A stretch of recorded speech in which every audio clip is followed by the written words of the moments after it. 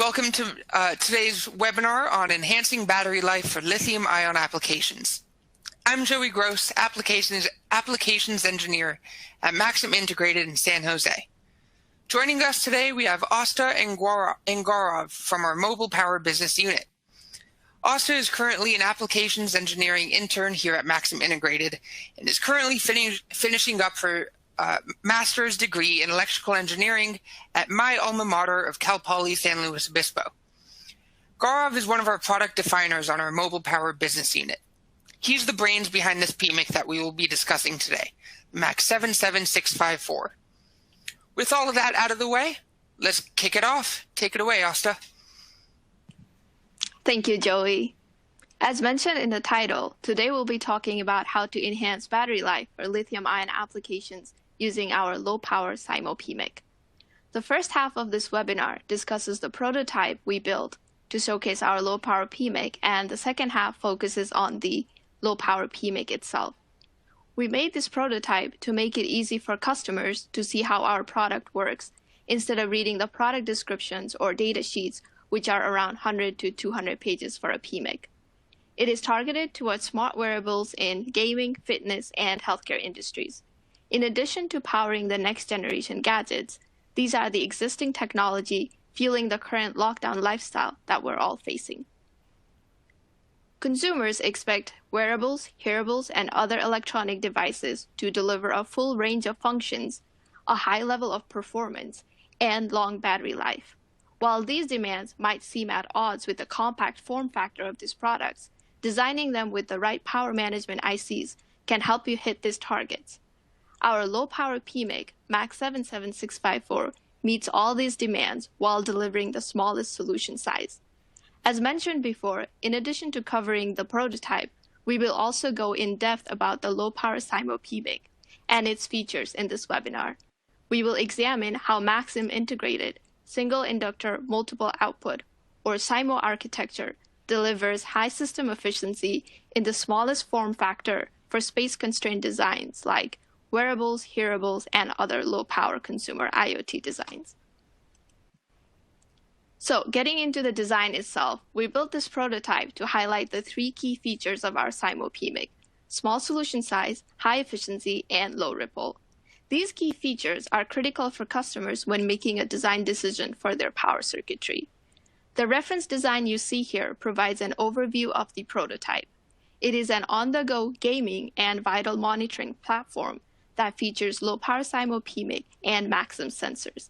It was created to showcase how our PMIC can drive a complex system. We designed it keeping the current social distancing world in mind. We stayed away from making it a wearable as we wanted it to be something that can be handheld and shown to others. You can do two things with this product: play a classic brick breaker game or measure your vitals. You can check your temperature, heart rate, and blood oxygen level. As we know, a pulse oximeter and temperature sensors play key roles in tracking vitals to identify possible COVID-19 symptoms, which makes this prototype even more relevant to the current world. As you can see, all the components are powered by our low-power PMIC. The prototype itself uses the Max Feather board stacked on with LCD display, along with the sensor board attached to it. The sensor board houses all the vital monitoring components, and the LCD display is for a classic brick breaker game. We chose to gamify this demo as gamification has a way of drawing in engineers, especially the younger generations. In addition, it is the perfect icebreaker since having an onboard game allows customers to visually interact with the product. The accelerometer shown here is used for accurate heart rate and SpO2 measurements. Another thing to note about our optical sensor is that users don't need to write their own algorithm. Instead, they can use the MAX 32664 or the sensor hub to perform these algorithms for their heart rate and SpO2 readings.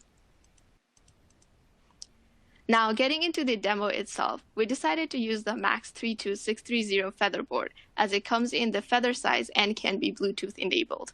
It uses one of our Darwin microcontroller, which are designed for IoT applications. We also chose this board due to the ease of use of Featherboard with other Maxim ICs from different business units. Keeping the goal of highlighting our PMIC features in mind, we picked the optical sensor to measure the industry's lowest ripple specification. It is 40% smaller than others, completely integrated, and uses ultra-low power. We also picked a fuel gauge from our mobile business unit to demonstrate the PMIC's high efficiency. The fuel gauge uses M5EX algorithm and has a low operating current of only 7 microamps. It provides the best state of charge with the smallest solution size. Another thing that we chose was the temperature sensor. We picked this sensor due to its clinical-grade temperature measurement accuracy and highest signal-to-noise ratio of 100 dB. In addition, it uses half the power compared to competitors with only 67 microamps operating current. Please note that all of these components were chosen based on our system requirement. So that was one application for our low-power SIMO PMIC. I hope it gave you an idea of the wide range of applications for our low-power PMIC. As I mentioned before, the reference design showed how our PMIC is built to overcome common design challenges, such as constrained PCB space and longer battery life. Getting into the low-power SIMO PMIC itself, Maxim 7654 is highly integrated with a linear charger and 5 regulators. All of this with a solution size of only 19.8 millimeters squared. It is robust and flexible with an I2C interface along with 3 programmable GPIO resources. It also comes with a watchdog timer to detect any software anomalies. Now Gaurav, our product definer here at Maxim, will give you more details as to why Maxim 7654 is the ideal solution for your design. Thank you, Asta.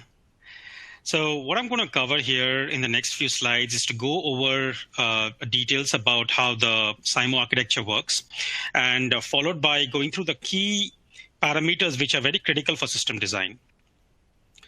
So let me start with the buck boost SIMO architecture. So what you see here is one inductor and 3 different outputs which are labeled SBB 0, 1, and 2. Now, when in steady state, anytime the output voltage for one of the rail goes below a specified threshold, it tells the controller that it needs to be serviced. What that means is that there's going to be a 2-cycle implementation. First is to build energy in the inductor, that's the charge cycle, followed by a discharge cycle which delivers that energy into the output capacitor. And that will happen for every output which raises its flag.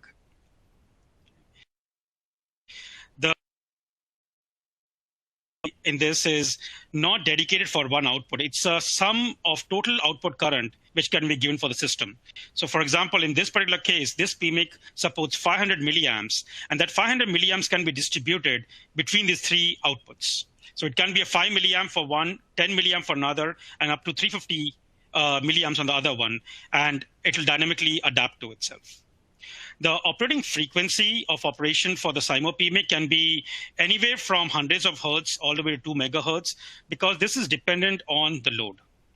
So whenever any one output raises its flag, that's the one which is going to get serviced. Now, in our system design, the critical things, one of the most important thing is the efficiency of the longer battery life. And there are 2 ways to look at it. The first way is to have a longer standby current or a standby life, which means that a supply current for the PMIC should be as low as possible. What you see here on the left on the green curve is when we have 4 regulators operating, the supply current is about 5 microamps. And you can individually turn off the rails to go to the lowest power mode, which is demonstrated by the black line on the left side, and the current goes down to around 2 microamps. So you see that there's a lot of dynamic control which can be done if you want to really squeeze out the maximum from your battery. The other aspect of a longer battery life is efficiency. On the right side here, I'm showing the 1.8 volt efficiency curve. And 1.8 is one of the most common and the widely used output in a system. And you see that the efficiency is beating even more than 91%. So it's a very high efficient circuit. Which means that the PMIC is going to consume less amount of supply current, which again enhances or increases your battery life. The 1.2 and the 0.8 volt outputs are typically used for your microcontrollers or even for some headroom for the LDOs in the system. The other important aspect is the ripple, as this ties in very closely with the signal integrity of the overall system. Now, in the CYMO PMIC, we have the flexibility of the programmable inductor current limit. Okay, so when I showed you the charging phase in the CYMO, the energy is being built up till the point the inductor current reaches the I current limit. So the higher the I peak, the more the amount of energy I'm building in, and the more energy I'm transferring to the output capacitor. So the I peak limit is directly related to the amount of ripple which will be generated on that particular rail.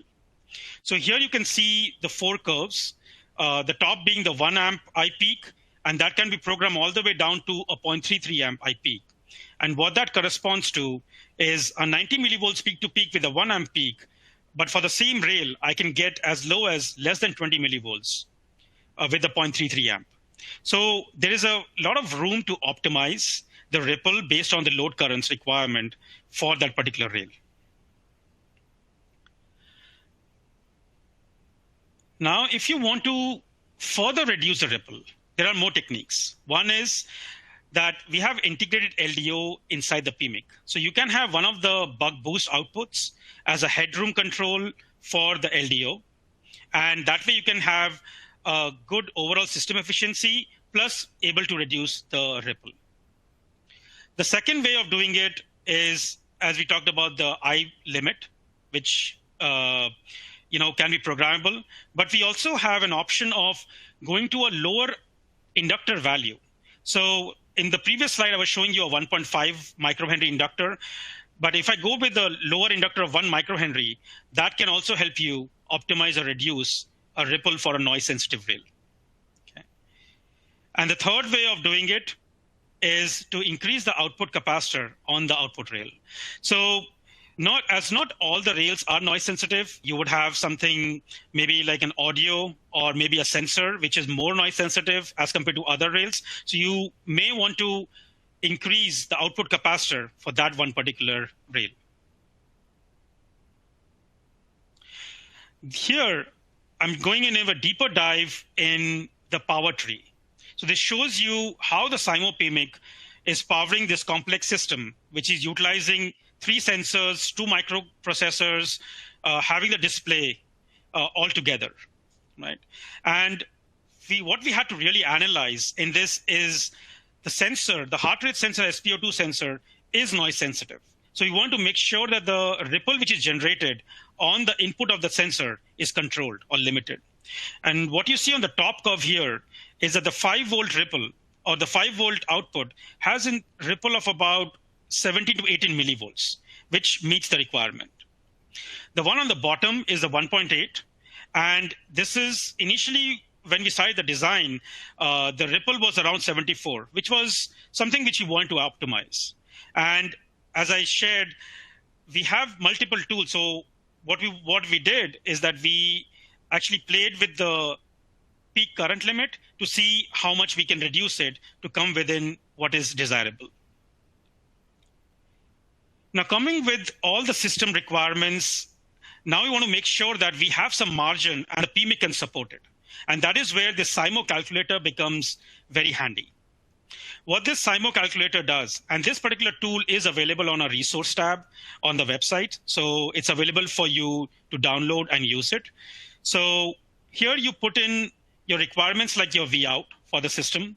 You have the I out based on how much load currents, the capacitance, and also putting in the input voltage and the inductor. And what you want to focus on is the figure of merit, which gives you the margin of output current, which we are currently taking from your system to the max, which can be provided for those settings. So in this particular case, our guidance is to keep this tolerance or this utilization below 80%. And you see that for this particular design, we are 68.5. So we have enough margin. And this margin, again, is the margin between the max current which can be supported for this particular setting. Right? So this tool becomes very handy, and it gives you a guidance on where you are and helps you also choose among the basis of the ripple voltage, the inductor value, and also the iPeak. So to summarize, what the key takeaways I want from this particular presentation is that CYMO PMIC overall helps you get 50% smaller solution size because of the higher integration, and also because we're just using one inductor to generate 3 switching outputs. So this overall also reduces your BOM cost. The high efficient switching regulators and the low supply current help you achieve a longer battery life, and the lower output ripple of less than 20 millivolts helps you with a more robust signal integrity. This particular PMIC is one of the large offerings which we have in this particular offering for the PMICs. So please check out other parts also, which will suit you in your application. Now, design resources are a very critical path or part of expediting your system design. So the CYMO Calculator was one of the tools which we offer, but we also have a very flexible EV kit and a GUI, which helps you evaluate the system. Overall, emulating all your system needs, you can do it on the EV kit, from the different loads to the different VOUts, all that can be programmed.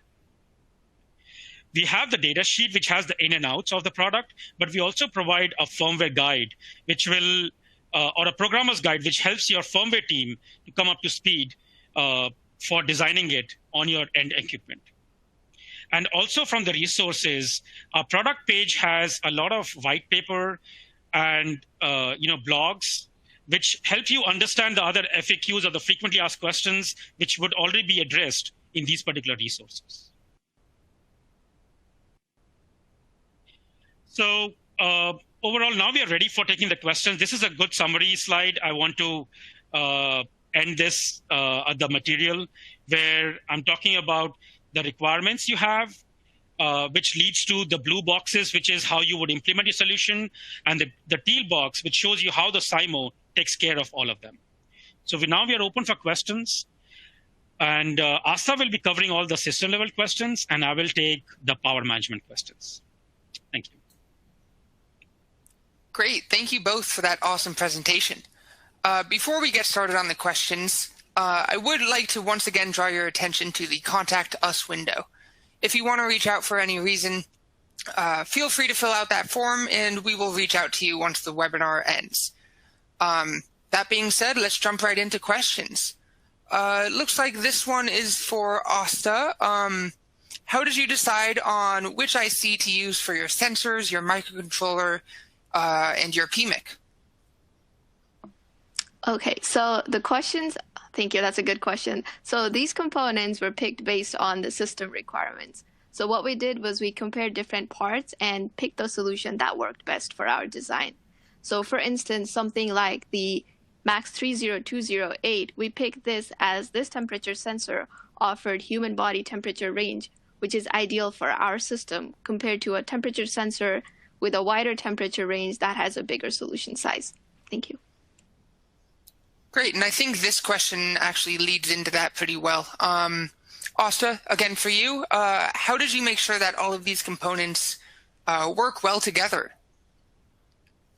So what we did was we individually tested the evaluation kits for each component. And what we did with these tests where we looked at the voltage and ripple requirements, and we made sure that these requirements actually can be covered by our CYMO PMIC. Thanks. All right, and I really like this next question for Gaurav. Can I change my output voltage on the fly using this CYMO PMIC? Yes. So the output voltage of each of the component, be it the CYMO or the LDO, they can be dynamically changed via I2C, and they can be programmed anywhere. For the CYMOs, they can be programmed anywhere from 0.5 volts to 5.5 volts. Right. There are a different SKU of products which we have. Some of them are from 0.8 to 5.5, and some are from 0.5 to 5.5. And you can do the same also for the LDO, for the output voltage range which is supported. You can change it on the fly via I2C. Great, thank you. Looks like another one for Asta. The sensor is used for heart rate and SpO2. Is that the same sensor?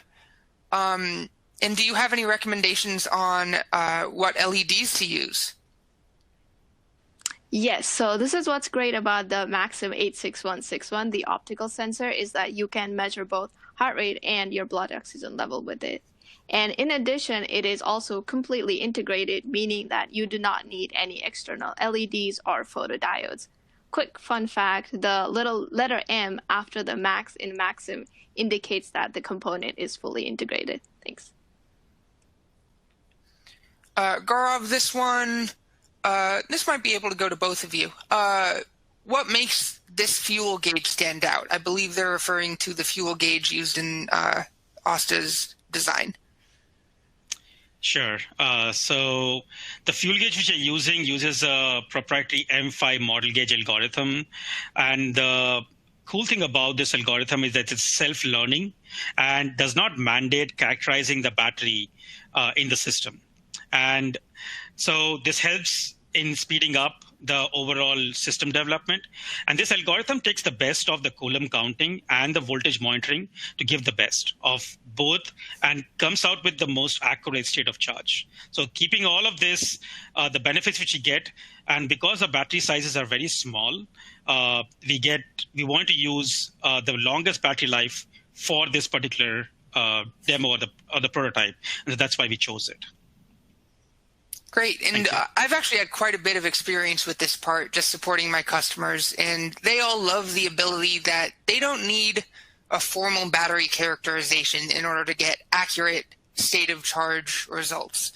The M5 algorithm learns it all on the go, very easy to just plug in, set a couple settings, and it's good to go.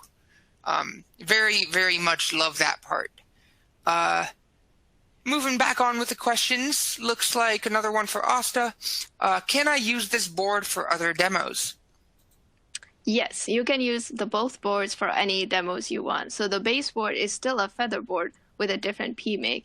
And as for the sensor board, we made it in a feather wing form, which makes it compatible for any other boards or any other demos that you would like. Thank you. Cool. Another PMIC question for you, Gaurav.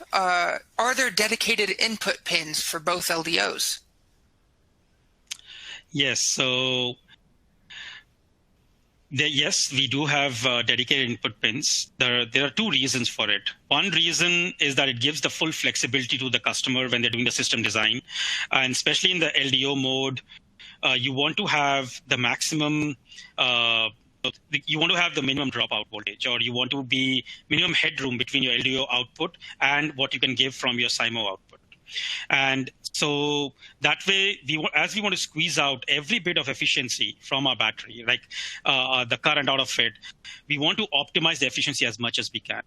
And that is one reason why we want to have it. The second reason also is that these LDOs can be used as load switches. And so this also is a very beneficial feature in the overall system design. And when you're using it as load switch, you definitely want to have it dedicated. So because of these two reasons, yes, we are supporting dedicated inputs in this block. Thank you. Great, that's a nice feature. Looks like another one for Asta. Why did you choose this microcontroller?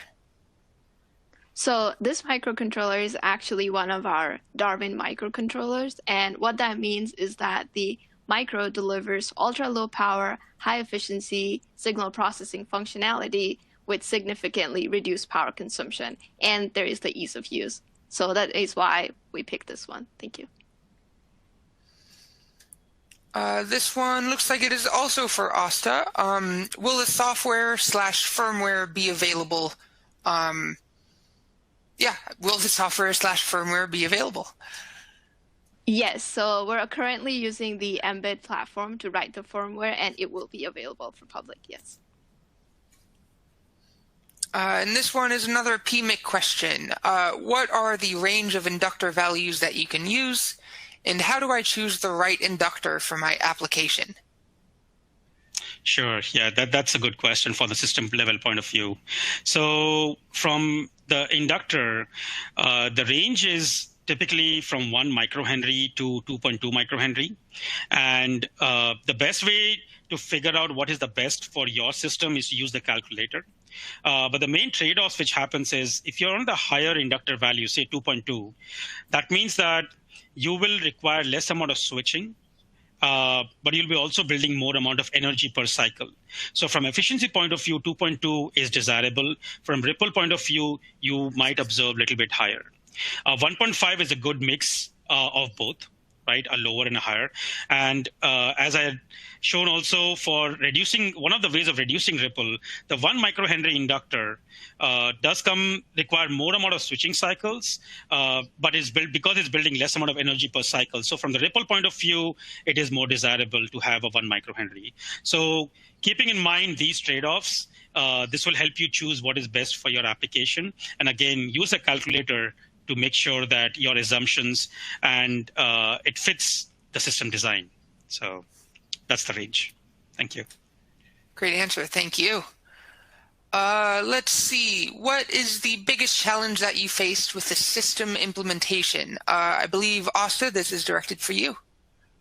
Yes, so let me answer this by reiterating the goal of the prototype that I had in mind when we started. So the goal was to highlight the small solution size, low ripple, and high efficiency of our low power PMIC. With that in mind, the biggest challenge was to make sure that we meet the ripple requirement for the optical sensor that we picked. Thank you. Actually, I'll add a little bit more to this one, is that this particular, so a lot of times when we are showing our products, it's on our EV kit, on our slide deck, or it's a data sheet, right? But this particular platform helps us showcase that we are able to address the needs of a complex system, right? Which includes a wide variety of applications or a wide variety of inputs and outputs. Like you have thermal, like from a human temperature point of view, you have the heart rate, you have the accelerometer, you have a display, you have micro. So this is typically what is in any wearable or a hearable device which you have, right? These are all the components which are there. So one of the key things which, as Asta pointed out, is to showcase that it is capable of driving such complex systems on its own. So all put together, that was one of the key reasons why we wanted to put it as a prototype and not just talk about just the product. Thanks. Great. Thanks for that. Gaurav, this one is for you. Does this CYMO PMIC support fixed frequency operation? So the CYMO PMIC operation is a discontinuous current mode operation, which means that I always start from a 0 value of inductor current, go to the I limit, and then come back down to 0. So now every pulse which takes place is when the output is asking for the controller that it needs to be serviced. So the frequency is dependent on the load. So in short, we do not support a fixed frequency operation. The frequency does depend on how the load comes in. So we have a range of frequency which we support, which it can operate based on the loads which are applied to it. So we do not support a fixed frequency operation. All right. And it looks like we're running out of time, so I'll try to squeeze in one or two more. Gaurav, this one is also for you. Does this part support factory ship mode? And can you explain what factory ship mode is? Sure. So factory ship mode is something, as a consumer myself, I always want that whenever I get a new device, even a phone or my new earbuds, I want to be able to take them and start using them right away without the need of charging them, right? And to support this is where the factory ship mode comes in. So the purpose of a factory ship mode is that you disconnect the battery from the system when it is sitting on the shelf from the company which is shipping you, right? So it is possible that that device can be on their shelf for like 3 months, 6 months, and you don't want it that as soon as it comes to you, it requires you to charge, right? So this particular feature is supported by this particular PMIC, which is the MAX 77654, where we disconnect the battery when it is sitting on the shelf. So this is something which the production cycle the company is going to do is program this particular feature so that they can extend this shelf life. So yes, we do support this feature. Great. And I'll do one more question. I believe this is also for Gaurav. what is the CC or fast charge current which can be programmed on this charger? Sure. So now, in this wide variety of applications, the battery sizes changes a lot. I mean, from an earbud, you would see a battery which is around 20 to 50 milliamp hour, and a smartwatch would have somewhere around 300 to 400 milliamp hour battery. And to address both of these markets, we have the flexibility in the charger to be programmed the CC rate anywhere from 7.5 milliamps all the way to 300 milliamp for flexibility. So, for example, sometimes as you want a faster charging, some customers who are using a 100 milliamp hour battery, program it so the CC rate to even 200 or 300 milliamp hour. So which means that they're doing a 3C charging just so that they can have a shorter time for the consumer to start using the device, that they can charge the device within 5 minutes and have 50% long life, right? So that's why we have the programmability anywhere from 7.5 milliamp to 300 milliamp in this particular PMIC. Thank you. I think that flexibility is actually really great. I recently had a customer that I was working with who hadn't yet decided on a battery to use, but wanted to design their power circuitry beforehand. So a part like this would allow them the flexibility to, go either way with the battery. So that's a really cool feature as well. On that note, I do believe that is all the time we have for today. Once again, I want to thank you all for joining us and for submitting your questions. If we haven't yet gotten to your questions, know that we will be reaching out to you via email afterwards. After this webinar ends, there will be a request a meeting pop-up. And if you'd like to follow up on anything, you can submit that request a meeting and speak with one of our customer service representatives, and they'll be able to help you out with whatever you might need.